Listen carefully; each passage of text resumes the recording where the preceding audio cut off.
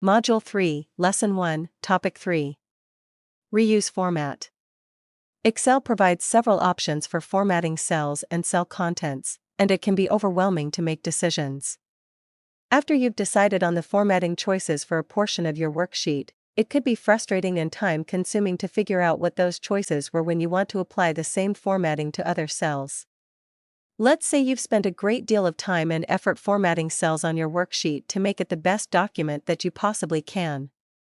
Your title uses the heading's font size of 18 points, and it is just the right blue. Your column headers are bold, centered, and colored. Your numeric data cells are formatted for number and accounting. Some of your text data cells are aligned left, some are centered, plus all the other formatting you've done.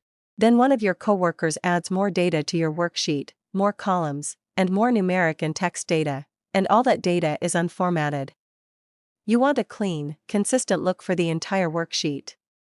How can you possibly remember all the formatting that you selected to now apply it to the newly added data? Fortunately, you don't need to do anything to keep track because Excel already does that for you. It also provides a handy tool for you to copy formatting from one selection and apply it to one or more other selections. This tool is the Format Painter. Format Painter is located on the Home tab in the Clipboard command group. The screen tip gives you some basic instructions on how to use it. While Format Painter is active and ready to use, the mouse pointer will have a paintbrush symbol attached to the thick white plus sign. And the selection from which you copied formatting will be surrounded by an animated moving border. If you select the Format Painter once, it'll turn off automatically after you apply it once.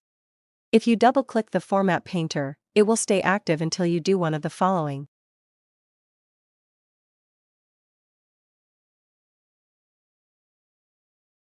Select the Format Painter command again, or press the Escape key on the keyboard. Now you can easily format the new data using Format Painter.